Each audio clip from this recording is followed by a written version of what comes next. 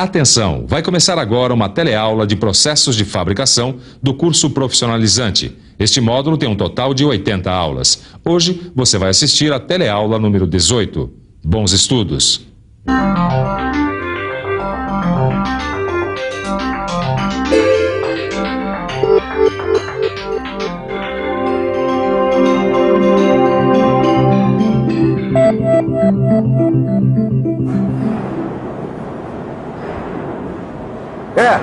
Nada como a tecnologia.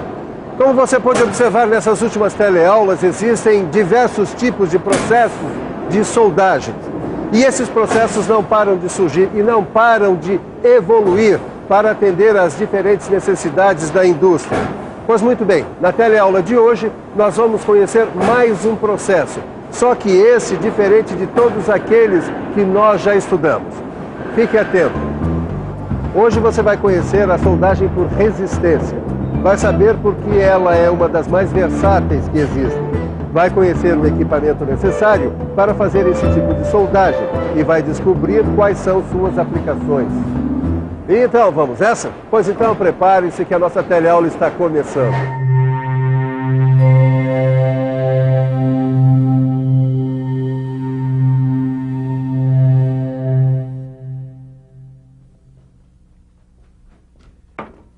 Trabalhando direto, hein, Ananias?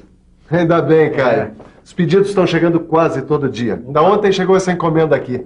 Mas uma parte dela eu vou ter que mandar fazer fora. Porque precisa de um tipo de soldagem que eu não tenho aqui na oficina, não. Ah, já sei. Aquela soldagem que só se usa na indústria, né? É isso aí, Caio. Para terminar essas peças, vai precisar da soldagem por resistência. Opa, essa aí é novidade, hein? Soldagem por resistência? É nova mesmo. É diferente de todas as outras sobre as quais a gente já conversou.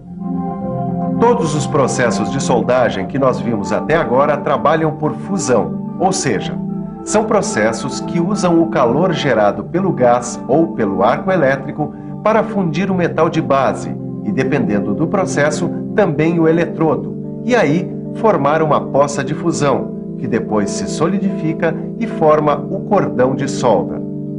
Já na soldagem por resistência, a fusão acontece numa pequena região de contato entre as superfícies a serem soldadas, provocada pelo calor gerado pelo efeito Joule. Calma que nós vamos traduzir tudo isso com a ajuda do nosso amigo aqui.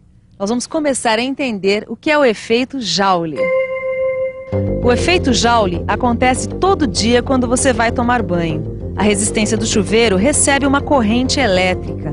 Pois bem, a resistência do chuveiro é uma peça feita de metal e ela é chamada de resistência exatamente porque a corrente elétrica encontra resistência para passar por ela. É claro que esta é uma explicação bem simplificada do que é o efeito Joule, mas para nós basta guardar que uma corrente elétrica que passa por um metal encontra uma resistência nesse metal. Daí, uma parte desta energia elétrica é transformada em energia térmica, ou seja, calor. Mas e daí, Silva? O que é que esse tal de efeito Joule tem a ver com a soldagem por resistência? O efeito Joule é fundamental para a soldagem por resistência. Você está lembrado da resistência do chuveiro? Tô. Pois muito bem. Os eletrodos conduzem a corrente elétrica e essa corrente é transmitida às peças que vão ser soldadas. E já que se trata de metal, essas peças apresentam resistência à passagem da corrente. E então acontece o que ocorre com a resistência do chuveiro. Uma parte da energia elétrica se transforma em energia térmica, ou seja, calor. Ah, aí o calor provoca um aquecimento nas regiões a serem soldadas. Exatamente. Só que não basta o calor gerado pelo efeito Joule. É preciso que as peças também estejam sendo submetidas a uma pressão durante um tempo. Só então a soldagem é realizada. Soldagem por resistência, efeito Joule. Tá, agora me explica direitinho como é que essa soldagem acontece, porque eu acho que eu não entendi muito bem, Ananias. Não se preocupe, Caio. A coisa não é tão simples mesmo. Mas você vai entender tudo direitinho como acontece. Presta atenção no esqueminha que vem agora. Eu tenho certeza que a coisa vai clarear. É só pensar um pouco. Vamos pensar um pouco. Vamos ver como isso acontece. Vamos imaginar duas peças de metal que vão ser soldadas. Isso. Agora, nós temos os eletrodos. É isso aí. Os eletrodos ficam um de cada lado das peças. Agora deixa-me lembrar. Os eletrodos conduzem e transmitem corrente elétrica até as peças. Como nós temos a resistência entre as peças à passagem da corrente elétrica, aparece o efeito Joule. Uma parte da energia elétrica vira energia térmica, ou seja, calor. Ah, saquei! Esse calor aquece as superfícies em contato da junta e, com a pressão, forma a solda. Muito bem, esse é o princípio da soldagem por resistência. Como você viu, essa questão da resistividade dos metais envolvidos no processo é fundamental. Mas o que será essa tal resistividade? Resistividade. A resistividade é a característica que os metais têm de resistir à passagem de corrente elétrica. Existem metais que oferecem grande resistência à passagem de corrente elétrica. Outros, como o cobre, por exemplo, têm baixa resistividade e, por isso, são considerados bons condutores. A resistência elétrica dos metais é muito importante nesses processos de soldagem, mas não é só ela. A corrente, o tempo e a pressão também estão entre os parâmetros que interferem na quantidade de calor que vai ser gerada para a soldagem. Agora é bom entender que a resistência é o princípio que permite a ocorrência da soldagem. E esse princípio aparece de diferentes maneiras em vários processos de soldagem. Peraí, Silva. Quer dizer então que a soldagem por resistência não é um processo de soldagem? Que negócio é esse? É isso mesmo, não é um processo, é um princípio. Um princípio que está presente em vários processos. A soldagem por resistência pode ser feita de várias maneiras. O princípio é sempre o mesmo. Uma corrente elétrica que gera calor, associada à pressão e tempo, faz com que as peças sejam soldadas. Mas esse princípio pode ser aplicado de muitos jeitos diferentes. Agora nós já sabemos que existem vários processos de soldagem por resistência. Então vamos conhecer alguns deles. Esse processo aí é a soldagem por pontos. Repare bem, os eletrodos unem as peças por um ou mais pontos. As regiões desses pontos são aquecidas por um curto espaço de tempo, enquanto dura a passagem da corrente elétrica.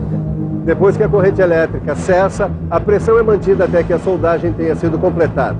Só aí os eletrodos são afastados. Essa aí é a soldagem por costura. Olha só, nesse processo os eletrodos são circulares. Eles transmitem a corrente elétrica e a pressão, formando uma costura de solda, que é uma série de ponteamentos sobrepostos, como a máquina de costura faz com a roupa. Essa soldagem é chamada soldagem por projeção. Na verdade, ela é muito parecida com a soldagem por pontos. Só que aqui o ponto é feito numa região da peça em que exista uma saliência, obtida por estampagem ou forjamento. Essa é a soldagem de topo. Existem dois tipos de soldagem de topo, por resistência e por centelhamento. Essa é a soldagem por resistência. As duas peças são pressionadas uma contra a outra e com a passagem da corrente elétrica e a geração de calor, a área de encontro se funde, formando a solda. E finalmente aí está a soldagem de topo por centelhamento. A diferença é que as peças são previamente energizadas e quando aproximamos uma da outra, acontece o centelhamento. Esse processo é repetido até que a temperatura esteja alta o suficiente para fazer a soldagem. Aí as superfícies são prensadas uma contra a outra e pronto, estão soldadas. Bom, e você deve estar se perguntando para que todos esses processos? A resposta é simples. Dependendo do tipo da peça, das características mecânicas do metal que vai ser soldado e da espessura das peças, a gente pode usar um ou outro processo. É por isso que no começo dessa teleaula, o título falava em versatilidade. A soldagem por resistência pode ser usada de várias maneiras em vários processos. O tanque de combustível deste caminhão foi fabricado usando a soldagem por costura, como você acabou de ver. Nesse caminhão, por exemplo, a maioria da soldagem é por ponto. Como você viu, as aplicações para soldagem por resistência são muitas. E no seu livro de estudo você encontra vários exemplos para soldagem por resistência. Não se esqueça de dar uma bela consultada no seu livro depois dessa teleaula. Acho que agora eu tô sabendo tudo sobre soldagem por resistência. Afinal de contas, não é tão difícil assim, né? É só lembrar que a base de tudo é o efeito Joule, que transforma a energia elétrica em calor, e a pressão exercida sobre as peças a serem soldadas. Mas é claro que nós também temos os diferentes processos de soldagem, mas a base deles é sempre a mesma. O que muda é a forma como esse princípio de soldagem por resistência é aplicado. Muito bem, Caio. Tá por dentro mesmo. Agora só falta uma coisa para você dominar o assunto. Falta o quê? Conhecer o equipamento básico de soldagem por resistência. Nossa, mas são tantos processos de soldagem por resistência, hein? Mas existe um equipamento básico. O que varia é principalmente o formato dos eletrodos. O resto é quase sempre igual. Dá uma olhada aqui. Todos os processos de soldagem por resistência têm um sistema elétrico parecido com esse. Você tem uma fonte de energia. As fontes mais eficientes são formadas por um transformador e por um circuito retificador, que fornece corrente contínua ao sistema. Os eletrodos são normalmente feitos de ligas de cobre, já que esse material é um ótimo condutor de calor e de corrente elétrica. Os eletrodos para soldagem por costura são circulares. Como você já deve ter notado, estes eletrodos não são consumíveis. Mas como qualquer peça, eles se desgastam e precisam ser substituídos de tempos em tempos. Bom, e fechando o equipamento, aí está o sistema mecânico. Ele é o responsável pela aplicação da pressão sobre as peças. É, na verdade, um chassi que serve de suporte às outras peças do sistema. E só para fechar esse capítulo dos equipamentos, Caio, é bom lembrar que a pressão exercida sobre as peças pode ser feita por um motor elétrico num sistema manual ou num sistema automático, que usa sistemas hidráulicos ou pneumáticos para pressionar uma peça contra a outra. A gente fecha o capítulo do equipamento, mas é agora que começa o trabalho do operador, né, Silva? Exatamente. O operador precisa ficar atento ao que a gente chama de parâmetros do processo de soldagem. Esses parâmetros são variáveis, portanto, o operador deve se preocupar com a definição dos parâmetros da soldagem, que são a intensidade da corrente, a força exercida pelos eletrodos e o tempo. Além disso, é importante que a junta seja montada de maneira que a resistência na interface das superfícies a serem soldadas seja a maior do circuito elétrico da junta, pois é exatamente nessa região que se deseja concentrar o calor e provocar a soldagem. É isso. Esses dados técnicos aparecem nos manuais especializados. E como você já sabe, eles variam dependendo do tipo de soldagem que vai ser feita. E beleza, não é? Nessa teleaula de hoje nós aprendemos mais do que um processo de soldagem. Nós estudamos um princípio de soldagem. Pois muito bem, agora é a hora da nossa revisão. E atenção, se liga aí que é a hora da revisão. Na teleaula de hoje, você aprendeu o que é soldagem por resistência, viu o que é efeito Joule e aprendeu por que esse efeito físico é tão importante nos processos de soldagem por resistência. Você aprendeu também que a soldagem por resistência é um princípio que aparece em vários processos de soldagem. Viu que esses diferentes processos atendem a diferentes necessidades. Finalmente, você ficou conhecendo o equipamento básico da soldagem por resistência e viu quais são os principais parâmetros a que o operador deve ficar atento para fazer uma boa soldagem. Mas agora está na hora de você aprofundar tudo o que você viu nessa teleaula no seu livro de estudos. Então, bons estudos e até a próxima.